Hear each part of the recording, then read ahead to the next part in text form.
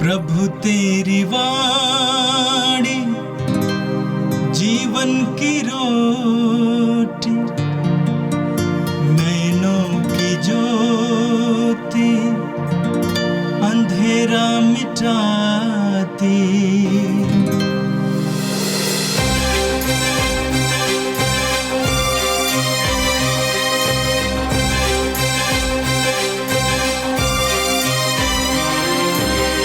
प्रभु तेरी वाणी जीवन की रोटी, नैनों की ज्योति अंधेरा मिटाती।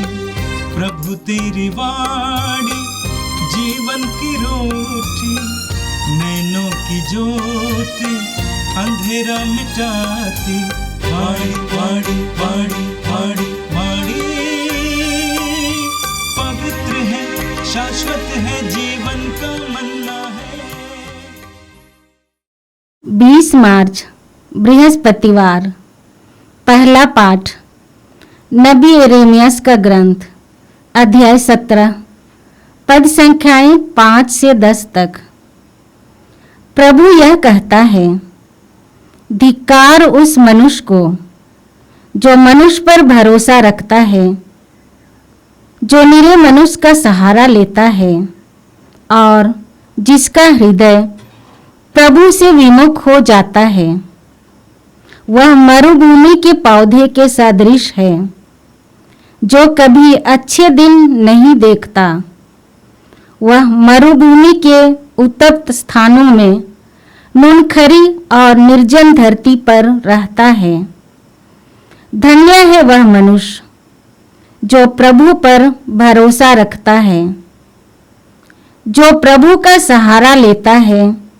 वह जल स्रोत के किनारे लगाए हुए वृक्ष के सदृश है, जिसकी जड़ें पानी के पास फैली हुई है। वह कड़ी धूप से नहीं डरता, उसके पत्ते हरे भरे बने रहते हैं। सूखे के समय उसे कोई चिंता नहीं होती, क्योंकि उस समय भी वह फलता है। मनुष्य का हृदय सबसे अधिक कपटी और अविश्वसनीय है। उसकी थाह कौन ले सकता है? मैं प्रभु मनुष्य का हृदय और अंतरतम जानता हूँ। मैं हरेक को उसके आचरण और उसके कर्मों का फल देता हूँ। यह प्रभु की वाणी है। संत लुक्कस के अनुसार पवित्र सुसमाचार, अध्याय 16, पद संख्या 19 से 31 तक। यीशु ने फरीसियों से कहा, एक अमीर था जो बैगनी वस्त्र और मलमल पहनकर प्रतिदिन दावत उड़ाया करता था। उसके फाटक पर लाजरुस नामक कंगाल पड़ा रहता था, जिसका शरीर फोड़ों से भरा हुआ था। वह अमीर की मेज की जूठन से अपनी भूख मिटाने के लिए तरसता था, और कुत्ते आकर उसके फोड़े चाटा करते थे। वह कंगाल एक दिन मर गया, और स्वर्गदूतों ने उसे ले जाकर अब्राहम की गोद में रख दिया। अमीर भी मरा और दफनाया गया। उसने अधोलोक में यंत्रनायम सगते हुए अपनी आंखें मुंह पर उठाकर दूर ही से अब्राहम को देखा, और उसकी गोद में लाजरुस को भी। उसने पुकार कर कहा, पिता अब्राहम, मुझ पर दया कीजिए और लाजरुस को भेजिए, जिससे वह अपनी उंगली का सिरा पानी में भिगोकर मेरी जीभ ठंडी करे, क्योंकि मैं इस ज्वाला में तड़प रहा हूँ। अब्राहम ने उससे कहा, बेटा, याद करो कि तुम्हें जीवन में सुख ही सुख मिलता था, और लाजरुस को दुख ही दुख। अब उसे यहाँ सांत्वना मिल रही है और तुम्हें यंत्रणा। इसके अतिरिक्त हमारे और तुम्हारे बीच एक भारी गर्त अवस्थित है।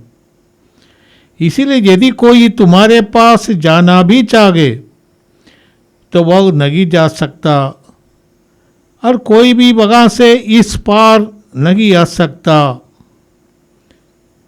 उसने उत्तर दिया कि पिता, आपसे एक निवेदन है, आप लाजरुस को मेरे पिता के घर भेजिए, क्योंकि मेरे 5 भाई हैं। लाजरुस उन्हें चेतावनी दे, कहीं ऐसा न हो कि वे भी यंत्रणा के इस स्थान में आ जाए। अब्राहम ने उससे कहा, मूसा और नबियों की पुस्तकें उनके पास है, वे उनकी सुने। अमीर ने कहा, ये पिता अब्राहम, वे कहाँ सुनते हैं? परंतु यदि मुर्दों में से कोई उनके पास जाए तो वे पश्चाताप करेंगे। पर अब्राहम ने उससे कहा, जब वे मूसा और नबियों की नहीं सुनते, तब यदि मुर्दों में से कोई जी उठे तो वे उनकी भी बात नहीं मानेंगे। ये प्रभु का दिव्य सुसमाचार है। क्रिस्त प्रभु की जय। प्यारे भाई और बहनों, आज पवित्र कलीसिया हमारे सामने 2 पाठ रखते हैं, एक यिर्मयाह के ग्रंथ से, दूसरा यीशु के एक दृष्टांत से। लूकस के अनुसार प्रथम पाठ में नबी हमें बहुत महत्वपूर्ण बातें कहते हैं। यिर्मयाह नबी यीशु के पूर्व लगभग 600 वर्ष पहले यहूदा में और यरूशलेम में ईश्वर के नाम पर भविष्यवाणी देने वाले थे। संदर्भ एक ही है। उस समय यूदा के राजा जो यरूशलेम में रहते थे, वो मिस्र देश के साथ समझौता करना चाहता था। उस समय आराम, जब असीरिया है, पहले उन पूर्व में वो बहुत शक्तिशाली राष्ट्र था और वो उनकी शक्तियाँ कमजोर होने लगा। और एक तरफ बाबिलोन जो आजकल के इसराइल है, और मिस्र जो इजिप्ट है, ये दोनों प्रबल शक्तियाँ बन रही थी। राजा को कुछ सलाहकार कर रहे थे कि वे मिस्र से संधि करें और मिस्र के साथ मिलकर बाबिलोन अर्थात नबूकदनेस्सर का सामना करेंगे, नबूकदनेस्सर को परास्त करेंगे।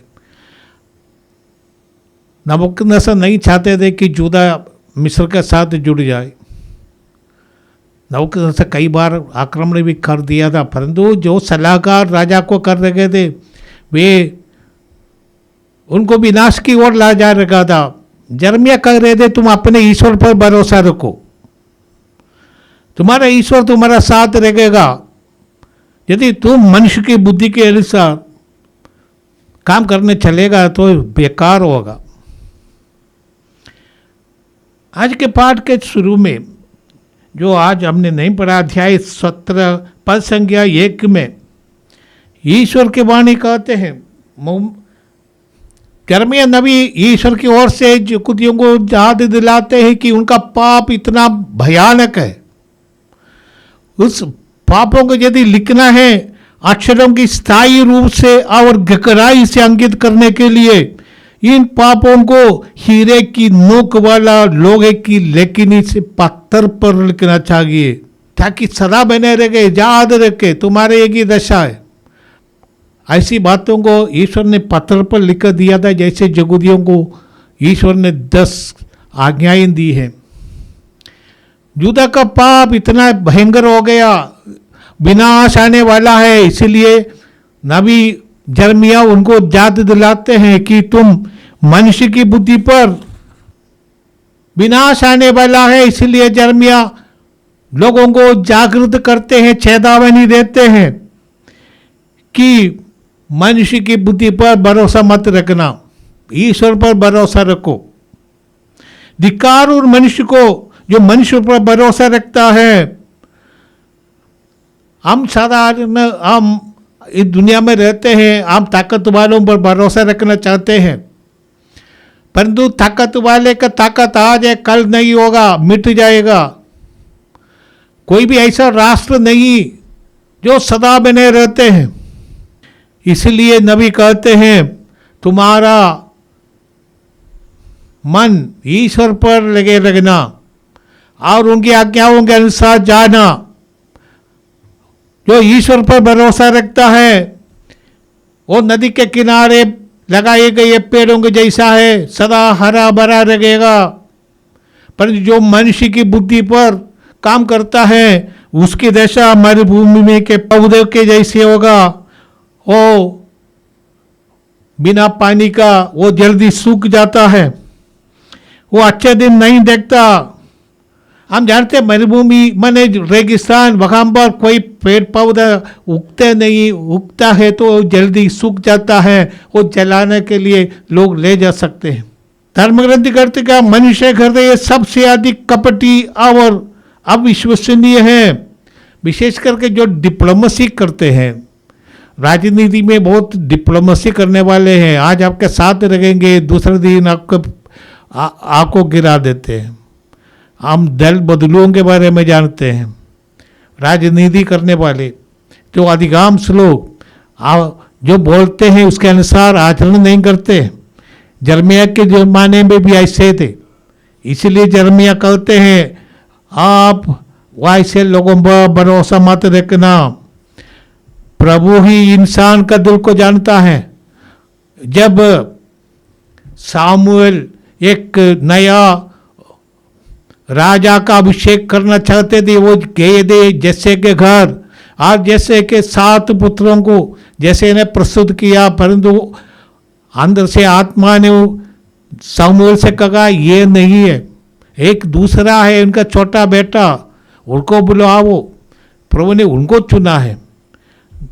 तो सामुएल का पहला ग्रंथ अध्याय 16 में हम ये बात पढ़ते हैं। ईश्वर ने दाऊद को चुना था। ईश्वर के सामने वही इस्राएल के राजा बनने वाले थे। ईश्वर हमारे अंतर्धर्म को जानता है, हमारे सोच को जानते हैं और इसलिए ईश्वर से कुछ भी छिपा नहीं सकते। हमें चाहिए पवित्र भजन रूपी जलधारा को हम अपने जीवन का स्रोत बनाए और आत्मा के अभिषेक से भरपूर होकर इस दुनिया में अच्छा फल उत्पन्न करें। अच्छा फल उत्पन्न करने के लिए अच्छे बीज होना चाहिए। फल उस बीज पर निर्भर रहता है। गेहूं का दाना बोने से ही हमको गेहूं मिलता है। गेहूं के दाना बोने के बाद अब उसे हम चावल या कुछ और भी चीज फल के रूप में प्राप्त नहीं कर सकते। आज का पाठ हमें चेतावनी देते हम सदा प्रभु से जुड़े रह गए और अच्छा फल उत्पन्न करें। और इसके लिए हमें जो ऊर्जा चाहिए, जो समुदाय चाहिए, वो सब पवित्र आत्मा में प्रदान करते हैं। आज के सुसमाचार में हम पढ़ते हैं कि यीशु एक दृष्टांत बताते हैं। जो अमीर व्यक्ति और एक कंगाल व्यक्ति, दुनिया के सामने अमीर को सब कुछ प्राप्त हुआ है और यहूदी भी सोचते थे कि जो प्रभु से जुड़े रहते हैं उनके लिए सब कुछ प्राप्त हो जाएगा। और इसलिए यहूदी धन्यवाद भी देते हैं अपने संपत्ति के लिए और ये सब ईश्वर से उनके लिए वरदान के रूप में लोग मानते हैं। परंतु यीशु कहते हैं वो धनी व्यक्ति जिसका नाम नहीं दिया गया है, जिनको बहुत ज्यादा धन था परंतु ये अपने धन का दुरुपयोग करते थे, केवल अपने लिए ही अपने धन का इस्तेमाल करते थे। वो हर दिन बगैनी वस्त्र पहनकर मलमल पहनकर और बढ़िया खाना खाकर दावत उठाते थे, मित्रों को बुलाते थे और मजा मारते थे। पुराने जमाने में बगैनी वस्त्र और मलमल संपत्ति का प्रतीक है। संपत्ति के बारे में प्रभु यीशु ने कई दृष्टांत सुनाया था। प्रभु यीशु ने वो मूर्ख धनी के बारे में हमें एक दृष्टांत के रूप में बताया था, जिनके पास इतना फसल हुआ। लुकस का सुसमाचार अध्याय 12 पद संख्या 13 से वो हम ये दृष्टांत हम पढ़ते हैं। वो मूर्ख धनी ने अपने संपत्ति के बारे में केवल अपने फायदा के लिए ही सोचा था। उसने कहा आपने इतना मेहनत किया, इतना ज़्यादा बटोर कर रखा है, इसीलिए अपने सुरक्षा के लिए उसने सोचा हम बड़ा भंडार बनाएंगे, सब कुछ इसमें हम सुरक्षित रखेंगे। परंतु उसी रात को ईश्वर ने उनसे कहा तुम्हारा समय पूरा हो गया है, अब हिसाब देने का समय हो गया। अब वो व्यक्ति मूर्ख वो मर गया। प्रभु ने कहा अपनी संपत्ति का इस्तेमाल इसलिए करो कि तुम स्वर्ग में अधिक धन कमा सकते हैं, इसका अधिक उपयोगी होगा। इस संसार के चीज़ों को ऐसा प्रयोग करो जिससे आपको परलोक में फायदा मिलेंगे। प्रभु यीशु ने भी कहा था मत्ती का सुसमाचार अध्याय 6 पद संख्या 19 में, पृथ्वी पर अपने लिए पूंजी जमा नहीं करो, जगह मोर्चा लगता है, कीड़े काटते हैं और चोर सेंध लगाकर चुराते हैं। स्वर्ग में अपने लिए पूंजी जमा करो, जगह ना तो मोर्चा लगता है, ना कीड़े काटते हैं और ना चोर सेंध लगाकर चुराते हैं, क्योंकि जहां तुम्हारी पूंजी है वही तुम्हारा हृदय भी होगा। ये धनी व्यक्ति जिसका दृष्टांत आज के सुसमाचार के रूप में हमें मिला है, वो धनी व्यक्ति ने वो कंगाल के साथ कुछ अपवित्र या कुछ गुंडेबाजी का कार्य नहीं किया था। वो गरीब व्यक्ति इस अमीर के लिए अस्तित्व में नहीं था। उसने उसके ऊपर कभी भी किसी भी प्रकार के या घृणा से या क्रोध से या दया से या अनुकंपा से देखा नहीं। वो कंगाल वो गरीब उनके लिए जीविदगी नहीं था। जो धनी व्यक्ति जो बड़ा खाना खाते थे, इसके बाद वो अपने हाथ धोने के लिए उस जमाने में रोटी से ही लोग हाथ साफ करते थे और एक टुकड़ा फेंक देते थे। वो टुकड़ा खाने के लिए कुत्ते भी आ जाते थे और ये कंगाल ये गरीब व्यक्ति लासरुस भी उस टुकड़ा पाने के लिए दौड़ते थे। कुत्ता यहूदी के लिए अपवित्र जंतु है और अशुद्ध है, और एक अशुद्ध ऐसे कुत्ते के साथ इस गरीब को रहना पड़ता था ये रोटी का टुकड़ा पाने के लिए। परंतु दोनों मर गए, गरीब भी मरे, धनी भी मरे, और उनका जिंदगी बदल गया। हम जानते हैं गरीब इस संसार में कुछ भी नहीं था, वो ईश्वर पर भरोसा रखने वाला था और वे अब्राहम के गोद में उनको स्थान मिला। और जो धनी जो किसी भी गरीब पर श्रद्धा नहीं रखते थे, किसी का मदद नहीं करते थे, अपने धन अपने लिए इस्तेमाल करते थे, ऐसा व्यक्ति अधोलोक में सबसे चंद्रनाओं की जगह पहुंच गया। तब वो ऊपर देखते हैं और लासरुस को देखते हैं, तभी उनके मन में आ जाता है कि लासरुस को घर भेजेंगे, अपने भाइयों को चेतावनी देंगे। ये जिंदगी के बाद एक ऐसा जगह है जगह पर तुम जिम्मेदारियों को अकाउंट देना पड़ेगा, तुम्हें अपनी जिंदगी का अकाउंट देना पड़ेगा। अच्छे बुरे कामों के लिए तुम्हें वहाँ पर दंड मिलेगा या तुम्हें वहाँ पर कृपा मिलेगी। ऐसी एक जगह है। अब्राहम ने कहा ऐसे करने से कोई फायदा नहीं। उनके जानकारी के लिए मूसा और धर्म ग्रंथ पर्याप्त मात्रा में मिलते हैं और नबियों की वाणी और सभागृहों में उनके लिए प्रबोधन ये सब मिलता है। यदि वो अपने जीवन को परिवर्तित करना चाहते थे, उनको परिवर्तन अवसर मिला था, परंतु वे किए नहीं। तुम्हारा भाई भी जो जिंदा है उनके लिए इससे कोई फायदा नहीं। कोई मुर्दा जिंदा होकर फिर जाकर कह दे, मुर्दे में से कोई जिंदा होकर कहने पर भी जीवन में परिवर्तन नहीं करने वाले लोग, यीशु के साथ इतना बेईमानी करने वाले, यीशु को क्रूस पर नंगा करके मारने वाले, यीशु जे मुर्दों में से जी उठे हैं और वो पुनर्जीवित यीशु की घोषणा करते थे। पौलुस जैसे लोग जो यीशु के साक्षी दे रहे थे, पर भी अधिकांश यहूदी लोगों ने उसका तिरस्कार किया। यीशु को एक खलनायक के रूप में उन्होंने मारा था, परंतु यीशु पुनर्जीवित होकर फिर आए थे, उन पर विश्वास करने वाले बहुत कम मिले। पश्चाताप करना एक वरदान है, उसके लिए लोगों को चाहिए कि सच्चाई की खोज करें, तभी वो पश्चाताप करेंगे। जब तक हम सच्चाई को अपनाना नहीं चाहते हैं, किसी भी प्रकार का प्रमाण हमारे जीवन में परिवर्तन नहीं लाएंगे। संत जॉन कहते हैं वो अपनों के पास गया, परंतु अपने अपनों ने इनको नहीं अपनाया। हम सब लोग ऐसे ही है। हम दुनियावी धन दौलत के पीछे दौड़ते हैं और जानते हैं ये सब पूरे के पूरे आपको मिला तो भी आपको ये सब छोड़ कर जाना है। सम्राट सिकंदर ने ये बात को देरी से समझा, उसने पूरा दुनिया को अपने में कब्जे में कर दिया, परंतु 33 साल की उम्र में वो मरने वाले थे। तब वो समझ गया कोई भी डॉक्टर, कोई भी इलाज उनको इस महामारी से नहीं बचाएगा।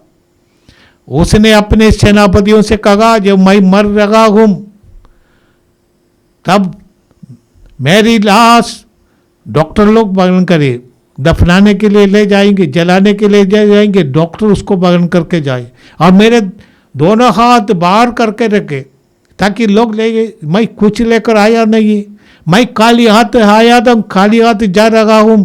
जैसे यूब ने कहा था, जोब ने कहा मैं दंगाई संसार में आया, नंगागी इधर से चले जाता हूं। हम हर एक व्यक्ति का एक बात है, हमें चाहिए जैसे प्रभु यीशु ने कहा तुम ऐसे जो छोटे से छोटे भाइयों के लिए जो कुछ किया तुमने मेरे लिए किया है। अंतिम न्याय प्रभु यीशु ने कहा जितना हम गरीबों पर श्रद्धा रखते हैं, अपने पड़ोसियों पर श्रद्धा रखते हैं, उनकी मदद करते हैं, उसके आधार पर हमारा अंतिम न्याय होगा। भाइयों बहनों, 40 के इस अवसर पर पवित्र कलीसिया हमारे सामने ये सब रखकर हमें चेतावनी देते हैं कि हम संसार में रहते वक्त हम सुसमाचार का जीवन जिए। हमारा मन, हमारी श्रद्धा केवल संसार के चीजों पर नहीं, ये सब मिट जाने वाला है। हर हम भी मिट जाने वाले हैं, केवल हमारी आत्मा सदा रहने वाला। प्रभु ने कहा संसार को पूरे के पूरे संसार को जीत ले, इसके बाद अपनी आत्मा खो जाएगा तो क्या फायदा है। हमें भी इन बातों पर ध्यान रखने का है कि हम इस संसार में ऐसा जिए कि हम एक केवल संसार के अंत तक हमारा जीवन नहीं है, हमारे जीवन कुछ दिनों के लिए है और अच्छी तरह जिए। आप खाइए और आपके पास जितने हैं उसे आप दूसरों को भी खिलाइए। जो भूखे हैं, जो प्यासे हैं, उन पर ध्यान रखें। जो नंगे हैं उनके लिए पहनाने के लिए प्रबंध करें और जो जिनके पास कुछ नहीं है उनके साथ अपने पास जो उसको भी अपनी रोटी का आता उनको भी खिलाइए। यही धार्मिकता है, यही इंसानियत है। इसके आधार पर ही हमारा भविष्य भी होगा। आइए हम प्रार्थना करें। ए प्रभु, तूने नबियों के द्वारा और पवित्र ग्रंथ के द्वारा हमें चेतावनी देते हैं कि हम इसको सुने और इसके अनुसार अपने जीवन को मोड़ दे। ये प्रभु, इसके लिए हमें आत्मा का अभिषेक चाहिए। हर चीज को इस आध्यात्मिक दृष्टि से देखने के लिए और उसके अनुसार जीने के लिए हमें शक्ति चाहिए। पवित्र आत्मा हमारे जीवन में कार्य करे। ये प्रभु जो कुछ संसाधन हमें मिला है ये हमारा नहीं, जैसे पौलुस कुरिन्थियों के नाम पत्र पहला पद अध्याय 4 पद संख्या 7 में कहते तुम्हारे पास क्या है जो तुम्हें नहीं मिला है। प्रभु सब कुछ तुमसे हमें मिला है, हम धन्यवाद देते हैं और उसका सही उपयोग करके दूसरों को भी भलाई करके दूसरों को भी आगे बढ़ाते हुए एक साथ ईश्वर की महिमा हमारे जीवन में प्रकट करने में हमें शक्ति दे और आत्मा का अभिषेक दे। यह प्रार्थना हम करते हैं हमारे प्रभु क्रिस्त के द्वारा, आमीन। प्रभु तेरी वाणी जीवन की रोटी, नैनों की ज्योति अंधेरा मिटाती, वाणी वाणी वाणी वाणी वाणी